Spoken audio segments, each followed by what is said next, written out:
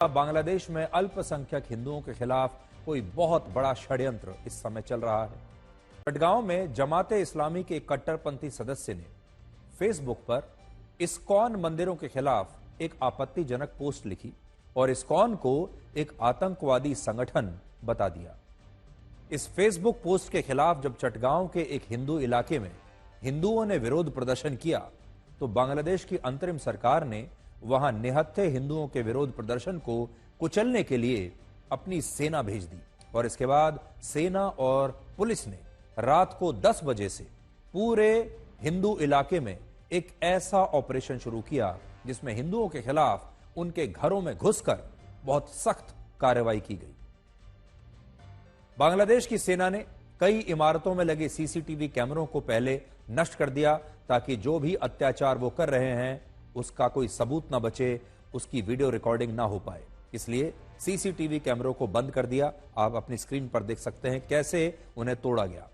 रात के वक्त हिंदुओं की भीड़ पर लाठीचार्ज किया और आरोप है कि कुछ हिंदुओं को बेल्ट से पीटा गया और स्थिति यह हो गई कि इस इलाके में कई हिंदुओं को सेना की कार्रवाई से बचने के लिए अपने ही घरों से जान बचाकर भागना पड़ा। और ऐसा कहा जा रहा है कि यह ऑपरेशन रात भर इसी तरह से चलता रहा। रात भर हिंदुओं पर ऐसे ही अत्याचार होते रहे। सोचिए अगर यही घटना भारत में होती और पीड़ित लड़का किसी और धर्म से होता, भारत में रहने वाला कोई अल्पसंख्यक होता, तो पश्चिमी देशों के नेता, वहां का मीडिया, संयुक्त राष्ट्र जैसी संस्थाएं, भारत में हमारे ही अपने देश के विपक्षी नेता अब तक मानव अधिकारों को लेकर कितनी लंबी चौड़ी बहस छेड़ चुके होते। हालांकि अमेरिका के चुनाव में राष्ट्रपति डोनाल्ड ट्रंप ने, अब वहां के जो नए राष्ट्रपति बनेंगे, उन्होंने बांग्लादेश में हिंदुओं के खिलाफ हिंसा का मुद्दा उठाया था। लेकिन अब राष्ट्रपति बनने के बाद वो इन हिंदुओं के लिए क्या करेंगे, इस पर पूरी दुनिया की नजरें गड़ी हुई हैं और पूरी दुनिया ये बात देखेगी। बांग्लादेश में अल्पसंख्यक हिंदुओं के कुछ संगठनों ने मोहम्मद यूनुस की अंतरिम सरकार को एक प्रस्ताव दिया था जिसमें उन्होंने हिंसा की जांच के लिए एक न्यायिक आयोग बनाने, पीड़ित हिंदू परिवारों को मुआवजा देने, हिंदुओं की सुरक्षा के लिए नया कानून लाने और देश के अल्पसंख्यकों के लिए एक अलग मंत्रालय बनाने की मांग की थी, जिस पर सरकार ने आज तक कोई फैसला नहीं लिया है। सोचने वाली बात यह है कि जिस बांग्लादेश में अल्पसंख्यक मंत्रालय बनाने की भीख मांगी जा रही है, वहां के हिंदुओं को कोई खतरे में नहीं मानता। महाराष्ट्र के छत्रपति संभाजी नगर में असदुद्दीन ओवैसी के भाई अकबरुद्दीन ओवैसी की एक रैली थी जिसमें उन्होंने कहा कि उनकी रैली खत्म होने में अभी 15 मिनट बाकी हैं और जैसे ही उन्होंने ये शब्द 15 मिनट का जिक्र किया, वहां मौजूद लोग अपने आप नारे लगाकर शोर करने लगे और ये शोर भीड़ को अकबरुद्दीन ओवैसी का वो भाषण याद दिला रहा था जिसमें उन्होंने कहा था कि देश से 15 मिनट के लिए पुलिस हटा दी जाए अगर, तो पता चल जाएगा कि कौन ताकतवर है। और आज भी उसी डायलॉग का इस्तेमाल किया जा रहा है, डायरेक्टली या इनडायरेक्टली। उठो रे, खो जाओ।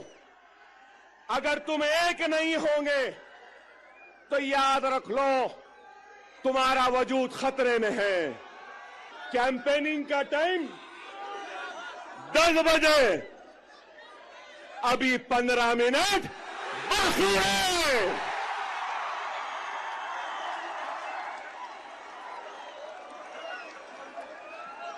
अरे भाई 15 मिनट बाकी है, सब्र करिए।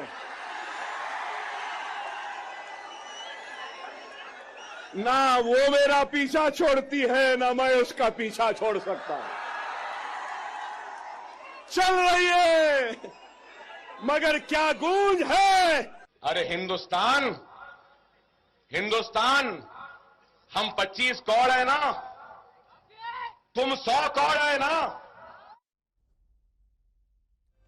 आप एक बार अकबरुद्दीन ओवैसी के भाषण को भूल भी जाइए और उनके सामने खड़ी ये भीड़ देखिए जो 15 मिनट सुनते ही उत्तेजित हो जाती है और नारे लगाने लगती है। और इस भीड़ के दिमाग में 15 मिनट सुनकर क्या चल रहा होगा, इसकी आप बहुत आसानी से कल्पना कर सकते हैं। पूरे देश में महिलाओं के खिलाफ सबसे ज्यादा अपराध उत्तर प्रदेश में ही होते हैं। वर्ष 2022 में उत्तर प्रदेश में महिलाओं के खिलाफ सबसे ज्यादा 65,000 अपराध हुए थे और पूरे देश में महिलाओं की सबसे ज्यादा 17,000 शिकायतें उत्तर प्रदेश के महिला आयोग को ही मिली थी। लेकिन आज बड़ा सवाल यह है कि क्या इन नियमों के लागू होने से उत्तर प्रदेश में महिलाओं के खिलाफ होने वाले अपराध रुक जाएंगे? इस समय पूरी दुनिया में इस्लामिक देश ही ऐसे हैं जहां रूढ़िवादी व्यवस्था के तहत महिलाओं और पुरुषों को दो वर्गों में अलग अलग करके रखा गया है, जबकि भारत की स्थिति ऐसी है कि हमारे देश में रूढ़िवादी सोच के साथ आधुनिक सोच का भी विस्तार हुआ है। एक तरफ गांवों में जहां आज भी ज्यादातर टेलर्स की दुकानों पर महिला दर्जी ही काम करती हैं, आज भी जो भारत के गांव हैं वहां पर महिलाओं से ही अपना कपड़े सिलवाती हैं। वहीं शहरों में लेडीज टेलर ज्यादातर पुरुष होते हैं। यह बात सही है कि बहुत सारे शहरों और इलाकों में महिला दर्जी नहीं होने से या जिम में महिला ट्रेनर नहीं होने से महिलाएं असहज होती हैं और इसकी वजह से कई आपराधिक घटनाएं भी इन जिम्स में हो रही हैं। इसमें कोई शक नहीं। मेरा सिर्फ ये कहना है कि अगर जिम है और वहाँ ट्रेनर लड़के हैं तो आप लड़कियां भी रखिए। अगर लड़कियां, क्योंकि देश की आधी आबादी है, अगर रोजगार की दृष्टि से भी देखा जाए तो भी कौन सा क्षेत्र आज ऐसा है जिसमें लड़कियां काम नहीं कर रही हैं? तो जिम ही ऐसा क्यों है कि जब वहाँ लड़कियां नहीं रह सकती? लड़कियों को रखिए, वो सुरक्षा की दृष्टि से भी, क्योंकि आधुनिक भारत है, आधुनिकता की तरफ हम जा रहे हैं और ये एक बहुत जरूरी भी हो गया क्योंकि अब हमारे पास फिजिकल वर्क नहीं है। तो निश्चित रूप से कि महिलाएं, बहू बेटियां घर की जिम जाना चाहती हैं और जिम जाना चाहती हैं, लेकिन वो जिम ट्रेनर के तौर पे लड़कों से जिम की प्रशिक्षण इसलिए लेती हैं क्योंकि वहां उनके पास वो लड़कियां नहीं होती। जब लड़कियां अगर ट्रेनर नहीं है तो उनकी एक मजबूरी है, उसके बावजूद भी वो वहां सब ये चीजें सहती हैं कि कोई वीडियोग्राफी हो गया या कोई बैड टच हो गया या इस तरह से, क्योंकि एक्सरसाइज जब आदमी करता है तो वो एक फ्री मूड में करता है और करना चाहता है। तो मेरा सिर्फ एक अनुरोध है कि एक तो जितने भी ट्रेनर हैं वो उनका पुलिस वेरिफिकेशन होना चाहिए, सबका ये पता होना चाहिए। कई बार मेरे साथ ऐसी भी घटनाएं मेरे सामने आई हैं कि घटनाएं घट जाती हैं और यही नहीं पता चलता कि वो जो ट्रेनर था वहाँ जो ट्रेनिंग दिला रहा था वो कहाँ का था। महिलाओं का सम्मान, महिलाओं का आदर, और ये सीता और सावित्री का देश है। माँ हमारी बहन होती है, माँ हमारी बेटी होती है, माँ हमारी पत्नी होती है। तो इसका सम्मान, आदर हर दृष्टिकोण से होना चाहिए। आज इसका हल अगर आपको याद होगा हरियाणा में जब चुनावी नतीजे आए थे उस दिन जलेबी ट्रेंड कर रही थी हमारे देश में, लेकिन जलेबी के बाद आज हमारे देश में समोसा ट्रेंड कर रहा है। और क्यों कर रहा है, इसकी कहानी भी बड़ी दिलचस्प है, इसे भी आप जरा ध्यान से सुनिएगा, क्योंकि अब हम आपको उसी समोसे की कहानी बताने वाले हैं जो समोसा अब एक लंबी चौड़ी जांच में फंस गया है। आपने कभी सोचा है हमारे देश में समोसे पर भी कोई जांच बैठ सकती है?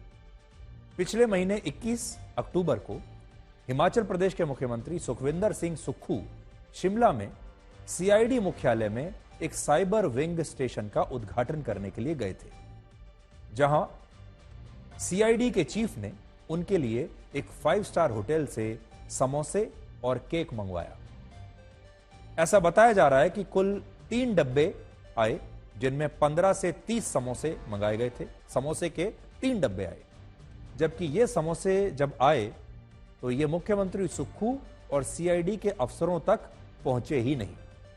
इन समोसों को रास्ते में ही किसी ने खा लिया और इसकी जगह ये समोसे मुख्यमंत्री सुक्खू के सुरक्षा कर्मियों के पास पहुंच गए और उन्होंने दूसरे अन्य कर्मचारियों के साथ समोसे को बिना सोचे समझे खा लिया और इतना बड़ा अपराध कर दिया कि सीआईडी के चीफ ने इस मामले की सरकारी जांच कराने के आदेश दे दिए।